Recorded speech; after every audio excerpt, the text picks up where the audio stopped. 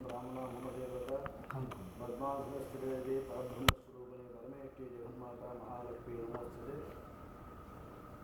अष्टदाये च गोदाये धनदाये महाधने धनं मे जुषतां देवी सर्वकामाक्ष देविनेங்கிறதாக ஒரு பிரார்த்தனை.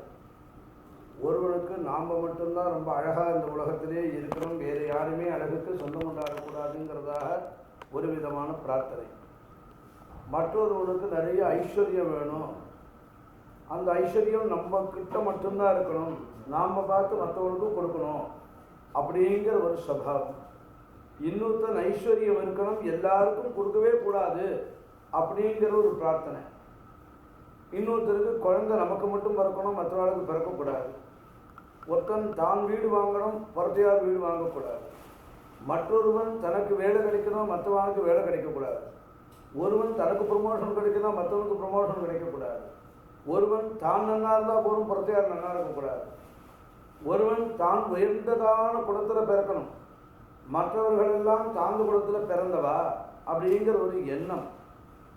ஒருவன் என்ன பண்ணுறான், நாம் தான் பக்தியில் ரொம்ப ஹை கிளாஸ், மற்றவர்கள்லாம் பக்தி மார்க்கத்தில் இன்னும் படிக்கவே இல்லை.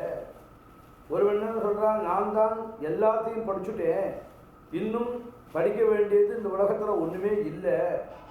ஒருவன் என்ன சொல்கிறான், என்னுடைய பக்திக்கு பிரமாணமாக இந்த உலகத்தில் யாருமே சமமாக கிடையாது அப்படிங்கிறான். ஒருவன் எனக்கு தெரிஞ்ச வித்தை இருக்கே, அதில் ஸ்ரீ வித்தைங்கிற ஒரு வித்தியை பெரிய வித்தியாக இருக்குது, அதை காட்டிலும் பஞ்சதசிங்கிறது ரொம்ப பெரிய வித்தை, அதை காட்டிலும் மகா சோடசிங்கிற பெரிய வித்தை. ஆனால் இந்த வித்தையெல்லாம் செல்லுபடி ஆகாது கலியுகத்துக்கு. என்ன மாதிரி ஏமாற்றக்கூடிய வித்தை உலகத்தில் ஒருத்தருக்கும் தெரியாது. அப்படி ஒரு வித்தியை தெரிஞ்சுட்டு இருக்கான். ஒருத்தன் சாமர்த்தியமாக இருக்கணுங்கிறான், மொத்தம் கோமாளியாக இருக்கணுங்கிறான். ஆனால் இத்தனையும் சாட்சாத் பரதேவதையினுடைய பூர்ணமான கிருபையே இல்லைன்னா நாம் சொன்ன அத்தனையுமே இந்த லோகத்தில் பிரகாசிக்காது. பொய்யும் பிரகாசிக்கணும், உண்மையும் பிரகாசிக்கணும். பொய் எங்கெல்லாம் பிரகாசிக்கும்னா, பொய் பிரகாசித்தா தான் உண்மைக்கு வேல்யூ. ஒரு கண்ணாடி இருக்கு, அந்த கண்ணாடியில் இப்போ இங்கேருந்து வெளியில் இருக்கிறவால கண்ணாடியை பிளைன் கிளாஸில் பார்த்துடலாம், அங்கே யார் நிற்கிறாங்க.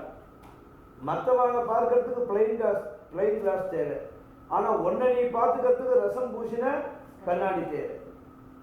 ஒன்றை நீ பார்த்துக்கணும்னா ஒரு அடப்பு இருக்கணும், அந்த அடப்பு தான் அந்த பக்தி மார்க்கம், அந்த அடப்பு தான் வேதாந்தம், அந்த அடப்பு தான் தேவதா விஸ்வாசம், அந்த அடப்பு தான் பரோபகாரம். அந்த அடைப்பு இருக்கணும்.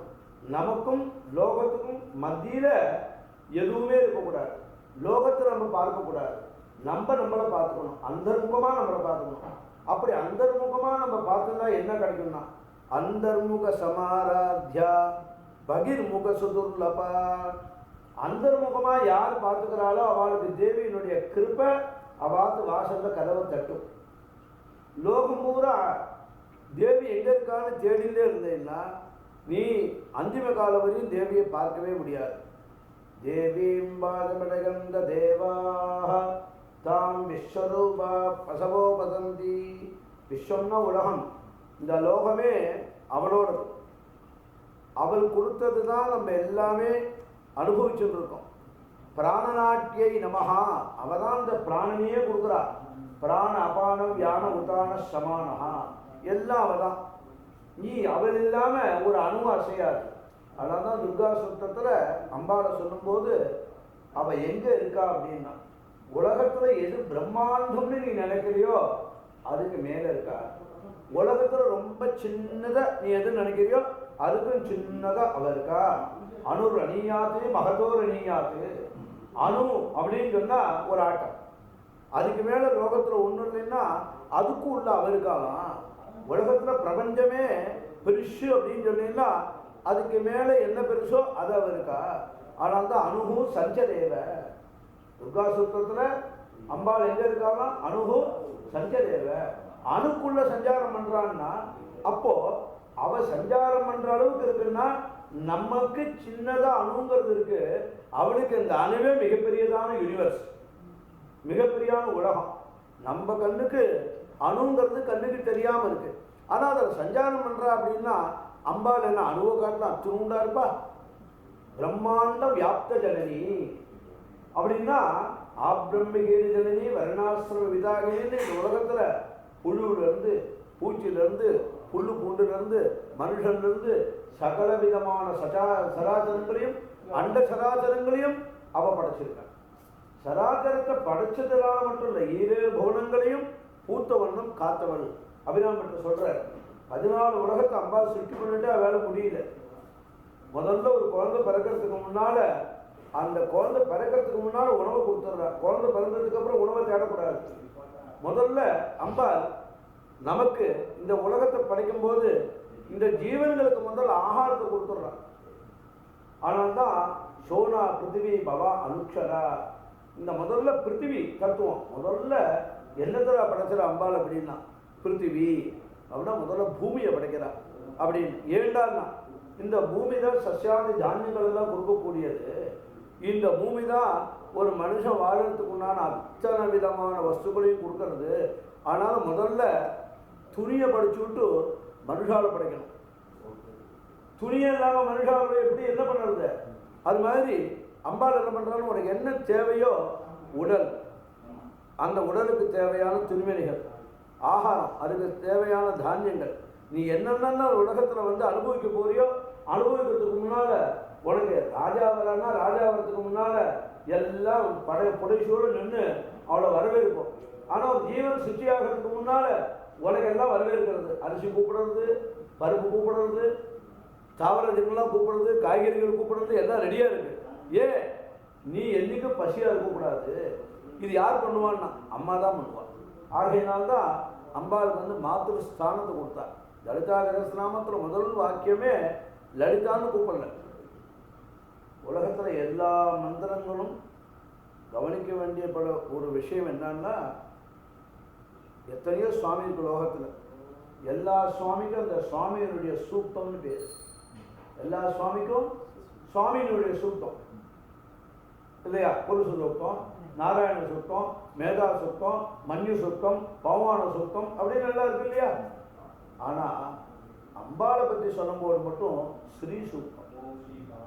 ஸ்ரீஷ்டே லக்ஷ்மீஷ்ச பத்ஞௌ அகோராத்ரே பார்ஸ்வே நக்ஷத்ராணி ரூபம்.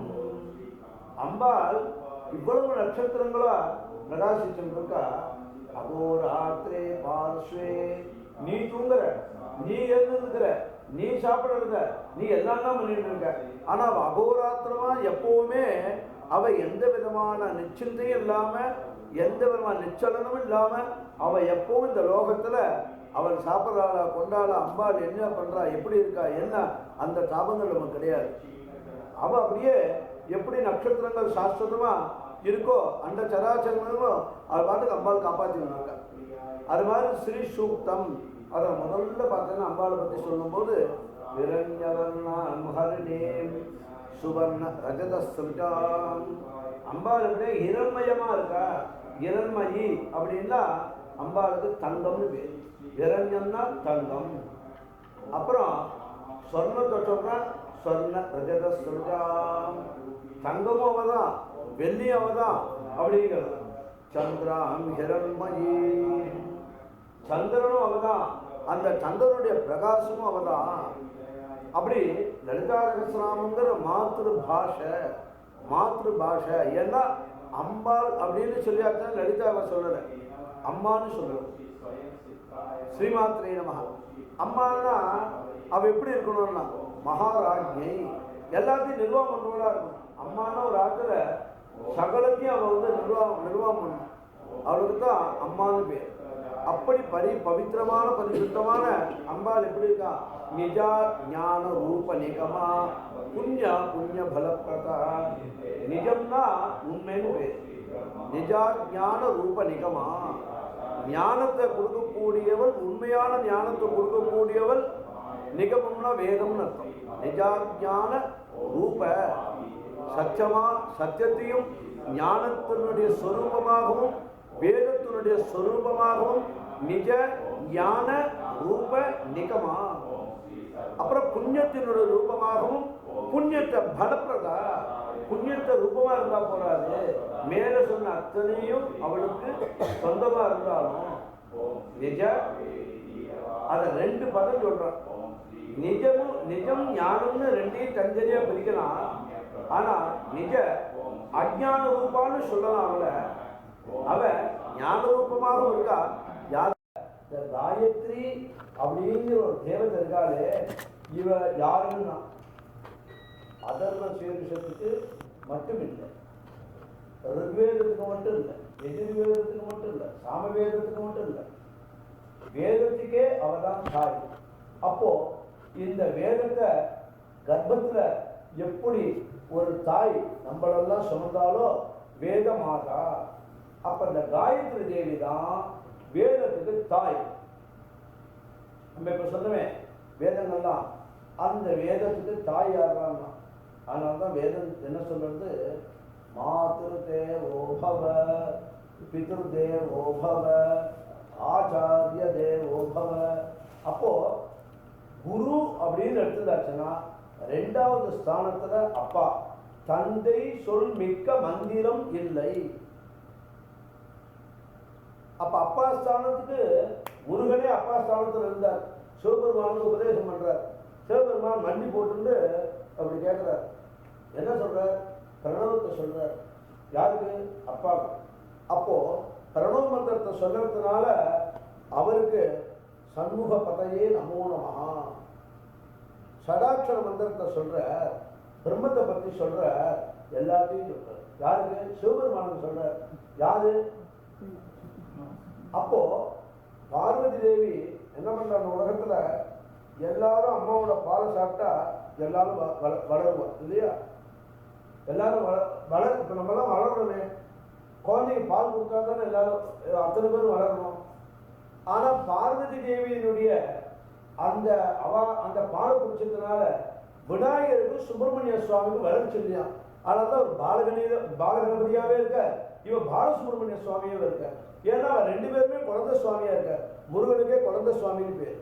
முருகனுக்கு குழந்தை சுவாமி.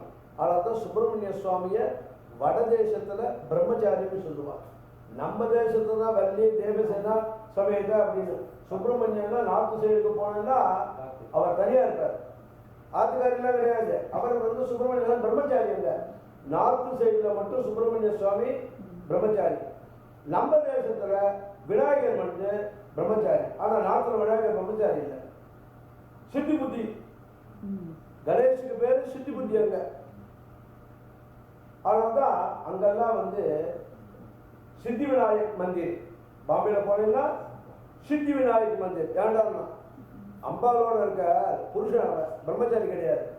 நம்ம ஊர்ல விநாயகர் கோவில், பிள்ளையார் கோவில் அப்படின்னு சொல்லிட்டு இருக்கோம். ஆக ஒரு தேசத்துல ஒரு சுவாமி குழந்தையா இருக்க, அதே இன்னொரு தேசத்துல குழந்தை கல்யாணம் பண்ணிட்டு இருந்தாலும் நம்ம தேசத்துல விநாயகரை பிரம்மச்சாரியா தான் சொல்றோம். ஏன்னா விநாயகரோட அஷ்டம் தெரியுமா?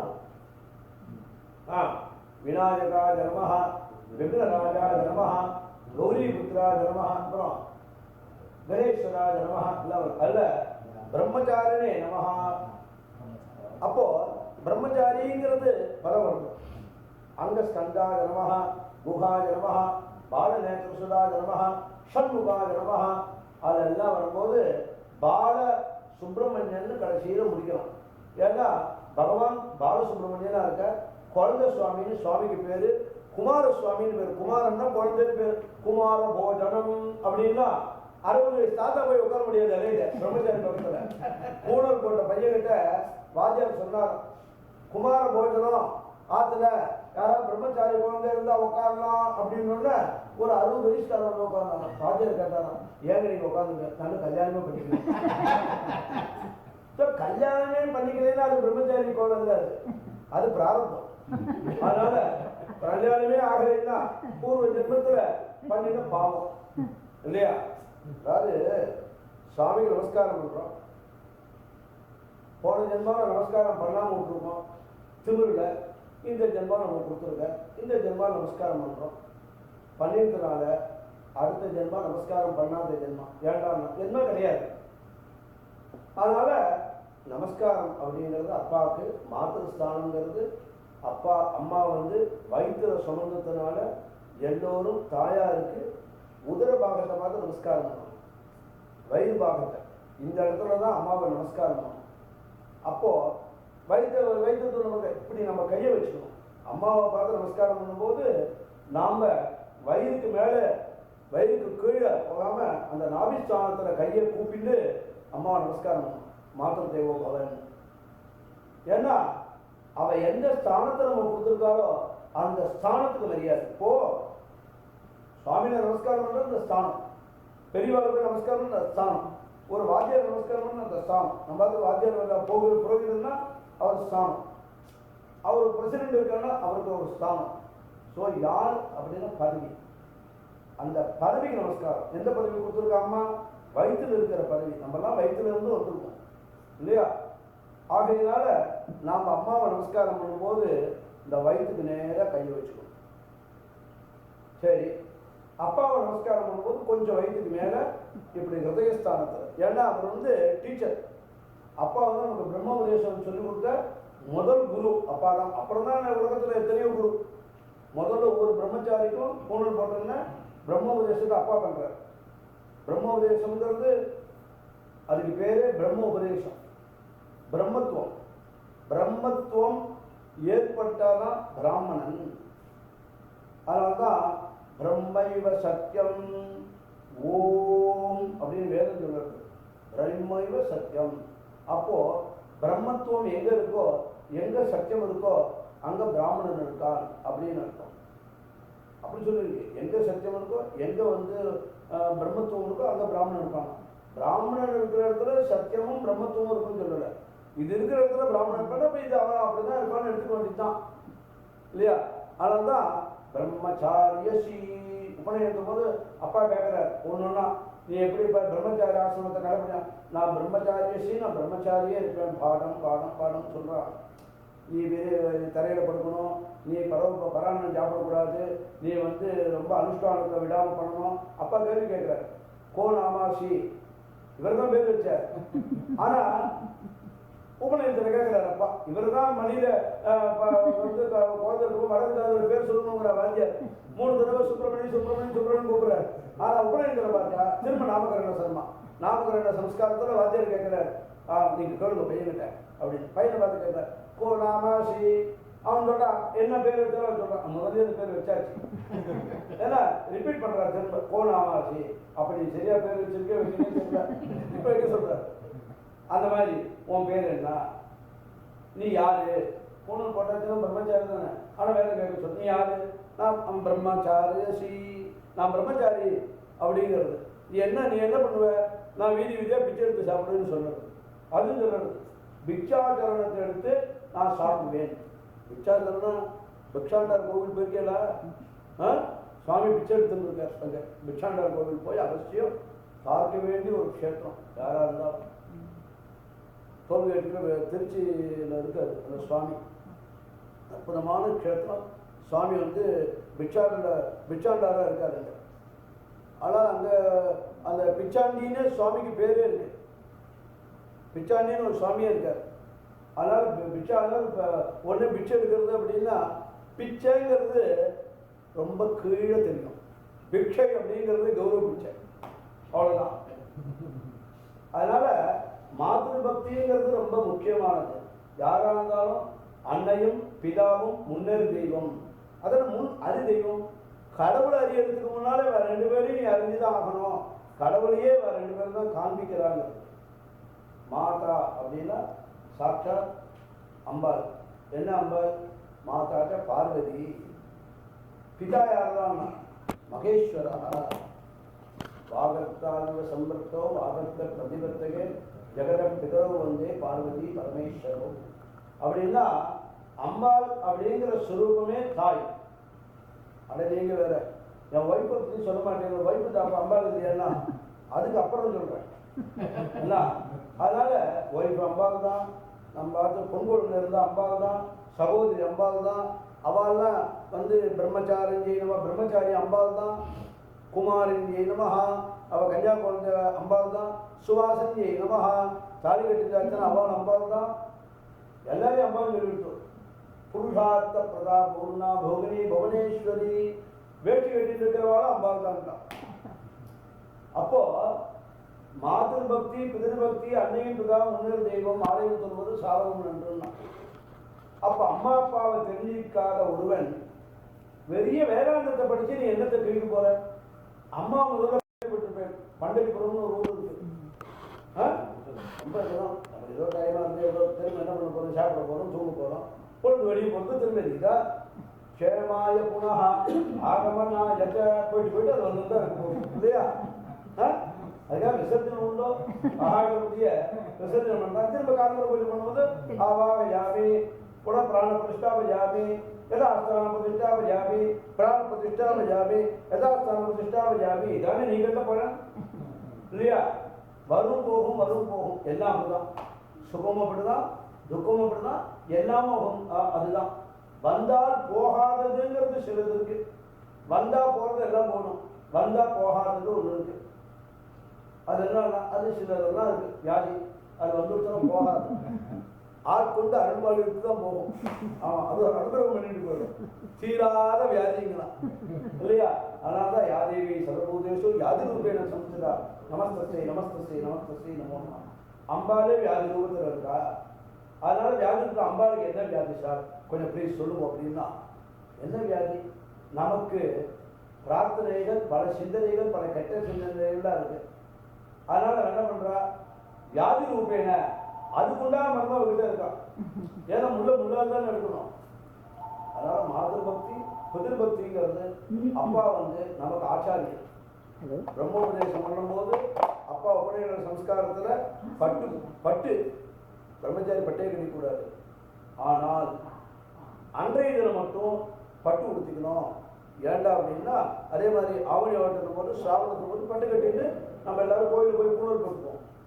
ஏண்டான்னா காயத்ரி உபதேசமோ காயத்ரி மந்திரங்களோ சஞ்சாவன அனுஷ்டானத்துக்கு மட்டும் பட்டு கட்டிக்கலாம். சுதேசி இயக்கம்னு ஒன்று. அப்ப மகாபெரிவா ஒரு காலத்துல பட்டு மட்டும்தான் கட்டிட்டு இருந்தார். வந்த புதுசுல பட்டு தான் பெரியவா. பழைய படம் பூரா பட்டு ராஜாங்கம் காலமாக ஜம்மன் சிம்மாசனத்தில் உட்கார்ந்து இருப்பார். ஒரு 80 வருஷத்துக்கு முன்னால படம் பட்டு. பெரியவா என்ன பண்ணா? சுதேசி இயக்கத்தை அந்த மாதிரி எல்லாரும் அண்டை நாடுகள்ல இருந்து நிறைய இந்த மாதிரி நாகரிகம் மந்திரத்தில் என்ன பண்ணா? பெரியவா எல்லா பட்டையும் கொண்டு போய் ராமேஸ்வரத்துல கடலை கொண்டு போய் தூக்கி எறிஞ்சார். அதுக்கப்புறம் நூல் வச்சு கட்டிக்க ஆரம்பிச்சுட்டார். ஏண்டாம் அவ்வளோதான், பட்டு வேண்டாம், அவ்வளோதான். ஒரு நூல் வச்சு கடைசி வரையும் பெரியவா வந்து நூல் வச்சு தான் கட்டிட்டார். கதராடையை அணிஞ்சார் அவர். அந்த மாதிரி ஒரு வைராக்கியம் வரணும். வைராக்கியம் வந்துருக்குன்னா தான் எல்லாமே சிந்திக்கும். வைராக்கியமே இல்லைன்னா ஒரு தோசை சாப்பிட்றோம், உள் மனசு சொன்னது வேண்டா போர் வேண்டாம், எந்த கையை விடா அப்படின்னு. அட நீ வேற மிளகாப்பொடி நல்லா இருக்கு, சாம்பார் நல்லா இருக்கு, சட்னி நல்லா இருக்கு, சும்மா கடை அப்படின்னு மனசை அடங்குறோம். திரும்ப இன்னொரு தோசை திரும்ப சொல்லுறது ரொம்ப லோடாயிடுச்சு, போடும் நெருத்து அப்படின்னா நீ சும்மா இரு சொல்லாத, பேசாமல் நான் பார்த்துக்கிறேன், எனக்கு தெரியும், ஐ நோ மை லெவல், அவ்வளோதான், நான் பார்த்துக்கிறேன். ஒரு அம்மா இன்னும் 2 போடு சாப்பிடுவாங்க. நாளாச்சு. அப்புறம் என்னன்னா திரும்ப சொல்றது ரொம்ப டூமச்சு, வேண்டாம், என்ன ஓவர்ஃப்ளோ ஆகுது, வேண்டாம் போருங்கள். இப்போ என்ன சொல்கிறான்? இன்னும் கொஞ்சம் இடம் இருக்கு, அவ்வளோதான், வாய் திறந்தா காக்கா குத்தும், ஆனால் விடமாட்டேங்கிறான். ஸோ எல்லாத்துக்கும் அளவுக்கு மீறினா அமிர்தமும் விஷம்னா. நம்ம எப்போவுமே நல்லவாளுக்கு நம்பிக்கை இருக்கிறத காட்டும் அவநம்பிக்கை ஜாஸ்தி இருக்கும். ஆனால் நல்லவா சொல்லிட்டே இருக்கும். அங்கே டவுட்ஃபுல்லாக தான் இருக்கும் எப்போவுமே. கட்டவா வரக்கு ஒரு ஒன்றுமே இல்லை. ஏற்கனவே முந்திரக்குள்ளாம எல்லாத்தையுமே என்ன இருப்பா, ஓப்பனாக இருப்பாவா நல்லவா அப்படின்னு. நல்லவா மாதிரி ஆனாலும் கூட அவருக்கு டவுட் இருந்துகிட்டே இருக்கும். அதனால பகவான் பாருவா, நல்லவான ஒரு பட்டனையும் கொடுத்தா டவுட்டையும் போய் வச்சுக்கோ. அதான் அவளுக்கு பெரிய வியாதி. அதனால் என்ன பண்ணுறா? கீழே போக முடியல, மேலேயும் போக முடியல, திருசங்கு சொல்ற மாதிரி லோகத்தில் அப்படியே இருக்கா. என்னன்னா அவளை ஒன்றும் பண்ண முடியாது. ஏன்? டவுட்டு. எல்லாத்துக்கும் ஒரு டவுட்டு, ஒரு சந்தேகம். இந்த சந்தேகத்தை போக்குறது மிகப்பெரிய ஒரு. அதுக்கு என்ன சந்தேகம் ஏன் வருது? பகவான்கிட்ட பிரீதி இல்லை, நீ டூப்ளிகேட் பக்தி, உன்னால பக்தி ஒரு ஒரிஜினாலிட்டி உங்ககிட்ட இல்லை. அப்போ என்ன ஆச்சு? எல்லாத்தையுமே வந்து நீ பார்க்கறது அத்தனையுமே வந்து தப்பாவே நினைக்க தோணும் இல்லையா? அதனால் நம்ம அது ஒரு மரபு. அதனால் இங்கேருந்து வெளியில் பார்க்குற ஒரு கண்ணாடியில் தெரியல அப்படின்னா அந்த ஆப்போசிட்டில் இருக்கிறவங்களை தெரியக்கூடாதுன்னா ரசம் பூசப்பட்ட கண்ணாடி இருக்கணும். ரசம் பூசப்பட்ட கண்ணாடிங்கிறது தான் நம்மளுடைய அந்த எல்லாத்தையும் மறைக்கக்கூடியதான ஒரு பக்தி மார்க்கம். அந்த ஸ்க்ரீன், அந்த திரை, அந்த திரையை போட்டுக்கணும். அது மாதிரி பிதிர்பக்தி அப்படிங்கிறது ரொம்ப அவசியம். ஏன்னு கேட்டால் அப்பா வந்து அலுவலகத்துக்கு போய் ஆஃபீஸுக்கு போய் மேலதிகாரிகிட்ட திட்டு வாங்கி ஏன்னா இவருடைய இன்டெலிஜென்ட்டெல்லாம் ப்ரூவ் பண்ணி இவர் எவ்வளவோ பாவம் எஃபோர்ட் எடுத்து அவன் ப்ரொமோஷன் கொடுப்பானான்னு தவறு இருந்து ஏன்னா வேலை எடுத்தணும் குடும்பத்தை காப்பாற்ற முடியாதுன்னு சொல்லி அவன் வயதான காலத்தில் 50 வயசுல ப்ரொமோஷனுக்கு எக்ஸாம் எழுதுறாரு. அப்பா கேட்டால் என்கிட்ட நமஸ்காரம் பண்ணுறார், சுவாமி ப்ரொமோஷன் வரணும் வந்துடும், எக்ஸாம் இருக்குது சுவாமிங்கிறான். அப்புறம் என்னையா எக்ஸாம்னு? ப்ரொமோஷனுக்கு ஒரு எக்ஸாம் இருக்குன்னா நீ வேலைக்கு சேரும்போது என்ன பண்ணுறேன், நான் 8ஆம் கிளாஸ் தான், எங்கள் அப்பா கவர்மெண்ட் ஆஃபீஸில் வேலை சேர்த்து விட்டுருக்காரு. இப்போ ஒரே பிரச்சனை என்னன்னா ப்ரொமோஷனுக்கு எக்ஸாம் வச்சுருக்காரு, எனக்கு ஒன்றுமே தெரியலையேங்கிறான். சரி இது என்ன பண்ணுறது? சரி அந்த ப்ரொமோஷன் எக்ஸாம் எழுதலாம் கொடுப்பேங்கிறான். இப்படி கஷ்டப்பட்டு அந்த எக்ஸாம் எழுதி எப்படியோ பார்டரில் பாஸ் பண்ணி அவன் ப்ரொமோஷனை வாங்கி அதுக்கப்புறமும் எதாவது எக்ஸ்டென்ஷன் கிடைக்காதா அப்படிங்கிறான். அதுக்கப்புறம் கொடுத்தா நீங்கள் அரை சம்பளம் கொடுத்தாலும் பரவாயில்ல, வேலை விட்டு தூக்கிறாரு, பொண்ணுக்கு இன்னும் கல்யாணம் பண்ணல, இன்னும் பையன் செட்டில் ஆகலை, பையன் படிக்கிற வயசு, என் குடும்பம் நடுத்தருக்கு வந்துடும். இது அப்பா பண்ணுறார். ஆனால் வெளியில் வந்து போயிட்டு பாவம் அவ்வளோ கஷ்டப்பட்டு அப்பா வந்து அவ்வளோ சிரமப்பட்டு நம்ம கொண்டு வந்து கொடுத்து நம்ம குடும்பத்தை காப்பாற்றுறாரு.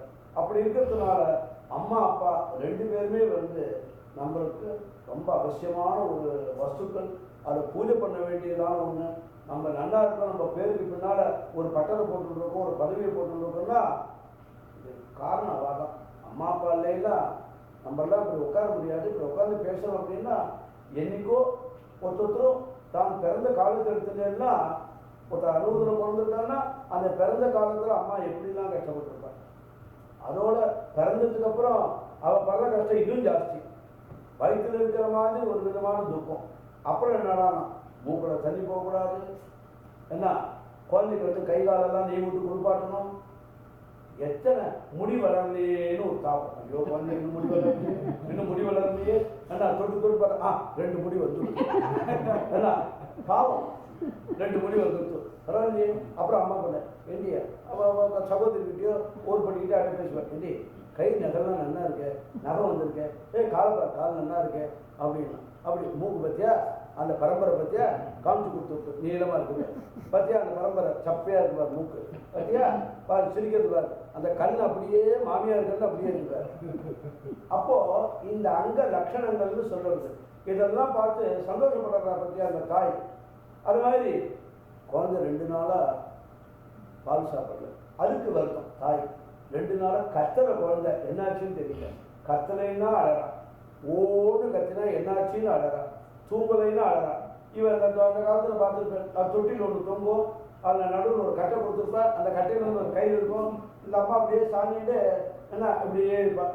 கொஞ்சம் இந்த அம்மா கொஞ்சம் தூங்கலான்னு கண்ணை அப்படி அசர போக அது சிலுக்கும், உடனே அம்மா அப்படியே என்ன தண்டனை பாருங்க அம்மா, அந்த தூளியை பிடிச்சி அப்படியே ஆட்டிகிட்டே இருப்பான் அந்த தொட்டில. ஏன்னா அந்த குழந்தைய தூங்க வைக்கிறதுக்கு இவர் தூங்காமல் இருக்காங்க. ஆனால் மாத்திரு பக்திங்கிறது லலிதா சகஸ்ரநாமத்தில் அம்பாள் இந்த உலகத்தில் இருக்கிற இத்தனை ஜீவராசிகளுக்கும் இந்த அம்பாள் இவ்வளவு சிரமப்பட்டிருக்கா, இவ்வளவுமா நான் சொன்ன ரூபங்கள் அத்தனையுமா அம்பாள் இருக்கா அப்படிங்கிறத லலிதா சகஸ்ரநாமத்தினுடைய டோட்டலாக என்னன்னா ஒரு அம்மா படக்கூடிய சுகதுக்கங்கள் எல்லாம் எப்படி இருக்குமோ அது மாதிரி இந்த லோகத்திலேயே அம்பாள் சர்வலோக வசங்கத்தியை நமஹா, அதுக்காக இந்த பதத்தை சொன்னேன். எல்லா லோகத்தையும் தன் வசப்படுத்தி வச்சிருக்கிறதுனால அவளால் தான் நம்மளுடைய கஷ்டங்கள் சிரமங்கள் எல்லாத்தையும் போக்கக்கூடிய ஆற்றல் அவளுக்கு இருக்கு. அவளை நிச்சயமாக நம்பிட்டோம், நம்மளை எந்த விதத்தில் எப்போவுமே நம்மளை கைவிட மாட்டான். நம்பினால் கெடுவதில்லை 4 முறை தீர்ப்புன்ட்டான், ஜட்ஜ்மெண்ட்டுங்கிறான். நீ என்ன வேணாலும் இரு, நீ எப்படி வேணாலும் இரு, ஆனால் அவளை மட்டும் நீ நம்பிட்டீங்கன்னா நீ கெட்டது பண்ணாலும் நல்லது பண்ண என்ன பண்ணினாலும் அந்த பரதை வந்து உங்கள் அம்மா எப்படியோ அது மாதிரி இந்த உலகத்துக்கே அம்மா அவனை கைவிட மாட்டான். ஆனால் நீ சரணாகதி பண்ணணும், நீ அவளை நம்பணும். ஒரு திருடன் இருக்கான், ஒரு காளி கோயிலில் போய் வேண்டிட்டு போகிறான், இன்னைக்கு ராத்திரி திருட போகிறேன், ஏன்னா கொஞ்சம் படியல் இருக்கணும்னு. அவனுக்கு படியல் கிடையாம்பா, எனக்கு படியல் இருக்கிறா, ஒரு நாளைக்கு தருவான், 2 நாளைக்கு. ஒரு காலகட்டத்தில் அவனை வந்து அப்படியே கொஞ்சம் கொஞ்சமாக அப்படியே திருப்பி அம்பாள் நல்ல மார்க்கத்துக்கு கொண்டு வந்துடுவான். அவன் வழியில் போய் அவனை மாட்டிக்காம அவனை எல்லாம் பாதுகாப்பாக அம்பாள் பண்ணிட்டோம். ஒரு காலகட்டத்தில் அவனுக்கு ஞானத்தை கொடுக்குறான்.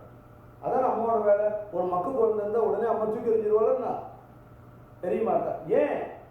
அந்த குழந்தை அவ்வளோதான் எல்லாத்தையும் பார்த்துக்கிட்டு அந்த குழந்தைக்கு எப்படியாவது பேச்சு வரணும், அந்த குழந்தைக்கு எப்படியாவது 2 வார்த்தை பேசணும் அப்படின்னு ஒவ்வொரு தாயாரும் கஷ்டப்படுறான் இல்லையா?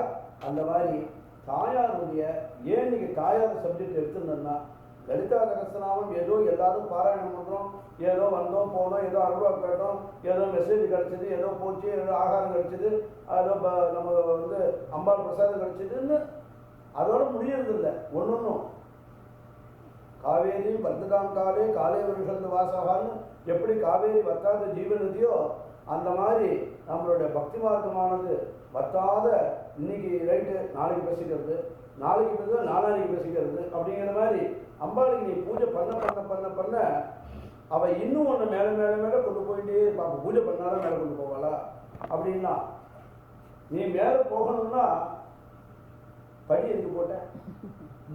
நான் மேலே போகணும். போய படி எதுக்கு?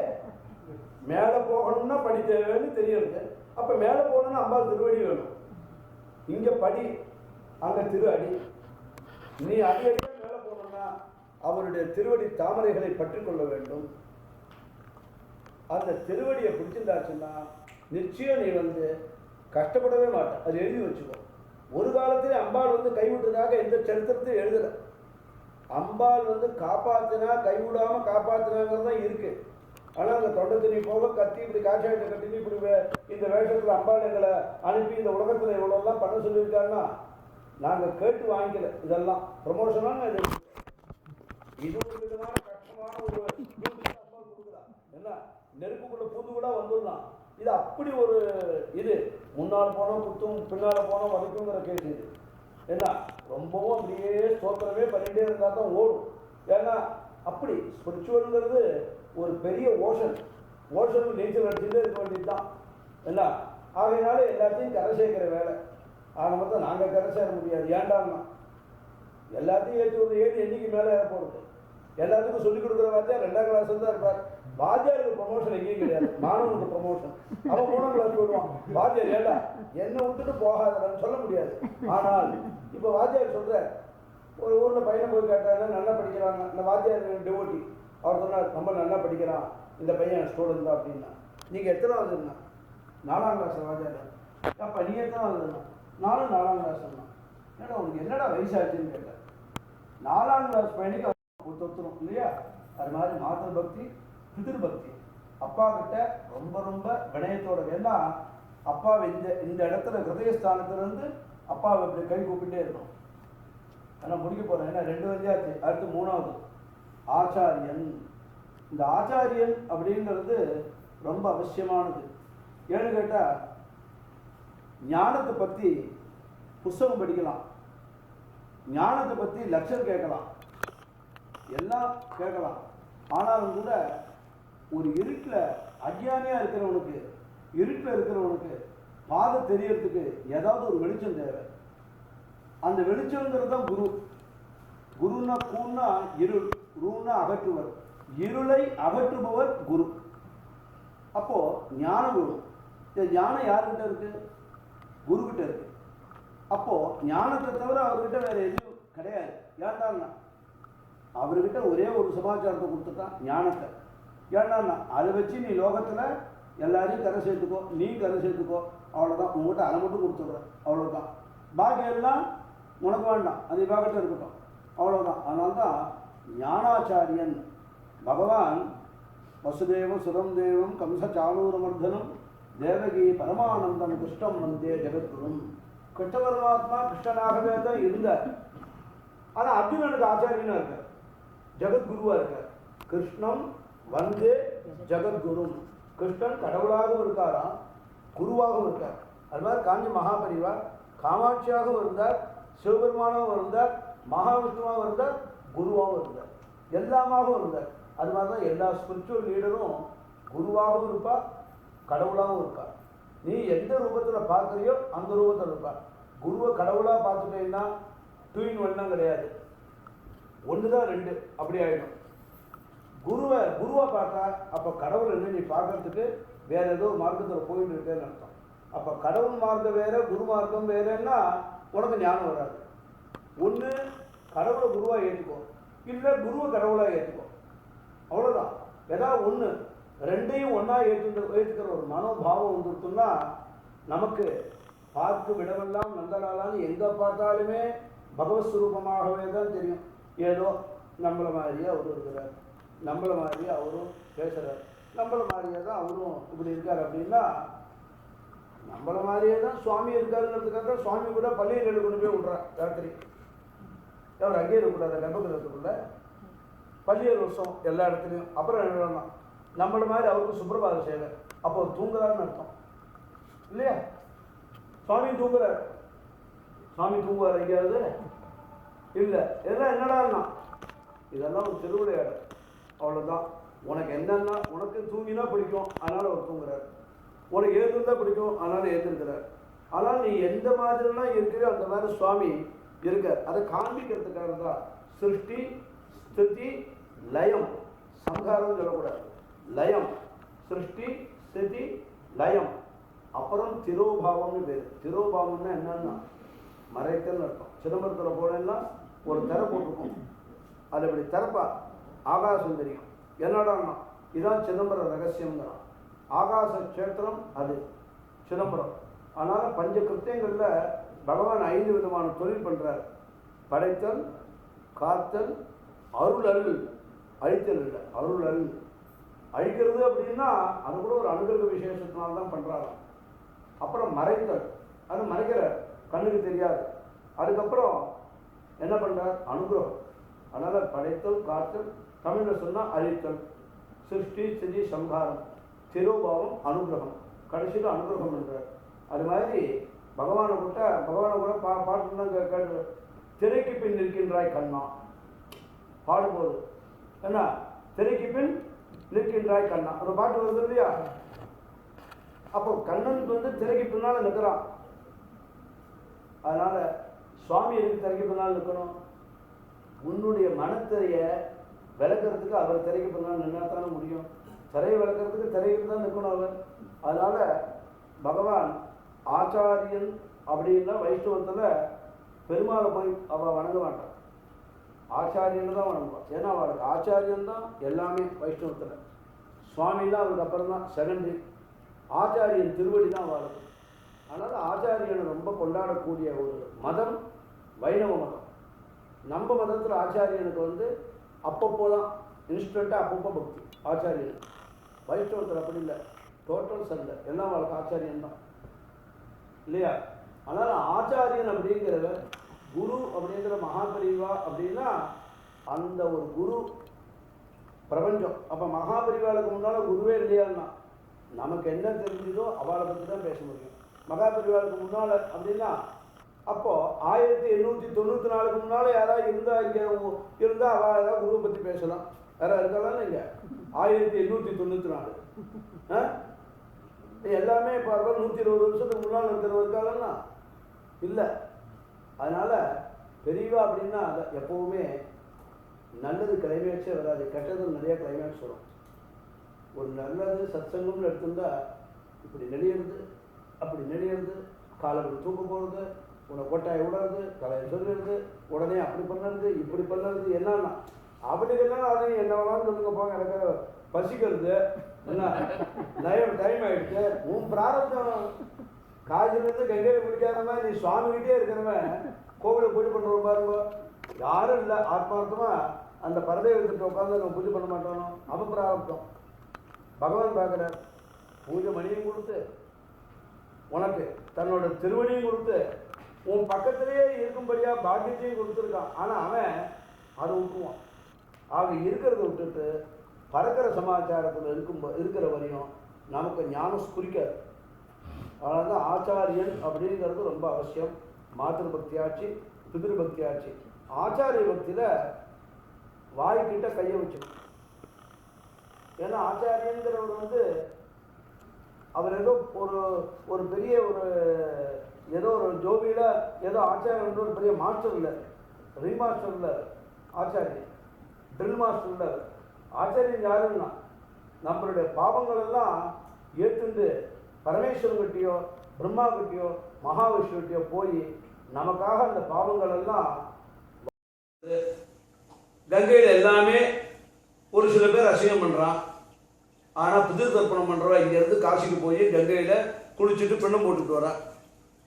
என்ன நீங்கள் புரிஞ்சுக்கணும், ஏதோ வந்தார் சுவாமி வந்தார் போனார். இப்போ எல்லா மகான்கள் அமெரிக்கா ரொம்ப கொடுத்து வச்ச ஊர், ரொம்ப கொடுத்து வச்சிருக்கு, ரொம்ப பிடிச்சிருக்கு. ஏன்னு கேட்டால் எத்தனை மகான்கள் அவ்வளோ மகான்கள் அப்படியே கண்கொள்ளா காட்சியாக இருக்குது.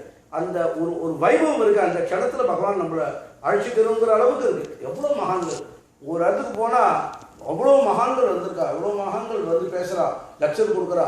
அவ்வளோ மகான்கள் வரானா எங்களை மாதிரி இருக்கிறோம் என்ன பண்ணுவோம், பொறாமப்பட மாட்டோம். ஏண்டான்னா நம்மளை மாதிரி இன்னொருத்தர் வந்து இந்த ஊரில் வந்து ஒரு லெக்சர் கொடுக்கறது, ஒரு பஜன் நடத்துறது, ஒரு நல்ல காரியம் பண்ணுறதுன்னா அவளை தலைவணங்கி ஏற்றணும். எப்போவுமே எங்கெல்லாம் நம்ம தலைவனுங்கிறோமோ அங்கெல்லாம் நம்ம உயரத்தில் வைக்கிறார் பகவான். தென்னை மரம் பார்த்துருக்கியோ, தான் உண்ட நீரை தலையாலே தான் தருதலால். அதனால தான் தென்னமரத்துக்கு பெருமை. நீ திட்டின்னு தண்ணி ஊற்றுறான்னு சரி, நீ என்ன தண்ணி ஊற்றுற, ஒரு சொம்பு தண்ணி ஊற்றுற, ஆனால் ஸ்வீட்டாக இளநிய 100 இளநி கொடுக்குறாரு. 1க்கு 10 கொடுக்குறது தென்னை மரம். அது மாதிரி அந்த மனோபாவம். யார் ஒரு ஆச்சாரியனை பற்றி பாம்பின்கால் பாம்பறியும்னா இல்லையா, ஒரு ஆச்சாரியனை பற்றி யாருக்கு தெரியும், இன்னொரு ஆச்சாரியனுக்கு தான் தெரியும். ஆனாலும் குருவை படிக்கணும். நான் அத்வைதம் குருனா சக, குருக்கிட்ட அத்வைதத்தை வந்து கேளு, அத்வைதம் பேசாத. ஏண்டா உனக்கு அத்வைதத்தை பேசுகிற அளவுக்கு விளக்குற அளவுக்கு நீ இன்னும் பரம பக்தன் ஆகலை. நீ என்ன பத்ம பாதலான்னா, கோவிந்த பாதலான்னா இல்லையே. நீ ஆஃப்டர் ஆல் ஹியூமன். அப்புறம் ஹியூமன் பாடியில் இருக்கிறவாளுக்கு பலவிதமான சொரணையோடு தான் இருப்பாள். சொரணையே இல்லாமல் இருக்கிறது தான் ஞானிகள். அவளுக்கு ஒரு சொரணையும் இல்லை. ஏண்டான்னா அவள் எல்லாருக்கிட்டையும் அனுசரணையாக இருக்கா. ஆகையினால சொரணை அவளுக்கு இல்லை. நம்மளும் எல்லாருக்கிட்டையும் அனுசரணையாக இருந்து பார்ப்போமே. அப்போ என்ன ஆகும், நமக்கு சொரணை இருக்காது. எதை சாப்பிட்டாலும் ருசிக்காது. எவ்வளோ தூங்கினாலும் நமக்கு போகாது. 1 மணி நேரம் தூங்கினா போதும். 8 hours டாக்டர் சொல்லியிருக்கார். 8 மணி நேரம் தூங்கினாலும் உடம்பு ஒன்றும் பண்ணாதுன்னா. பர்னாட் ஷா காலத்தில் ஒன்றும் தூங்கவே இல்லை. வாழலாம் பல ரிஷிகள் தூங்கலை, பல மகான்கள் தூங்கலை. காஞ்சிமா திரும்ப சுற்றி காஞ்சின்னு சொல்லிட்டுருக்குன்னா எனக்கு தெரிஞ்ச மகான் அவர் தான் இல்லையா. அதுக்கப்புறம் இப்போ சாஷ்டாங்கமாக நமஸ்காரம் பண்ணி அந்த பாதத்தை தொட்டு கண்ணில் ஊற்றிக்கிறது இல்லை. நம்ம கண்ணிலேருந்து தீர்த்த தொட்டு அபிஷேகம் பண்ணக்கூடியவருக்கு அந்த 2 மகான். மகாபெரிவருக்கு அப்புறம் ஜெயேந்திர பெரியவா, நம்ம விஜயேந்திர பெரியவா.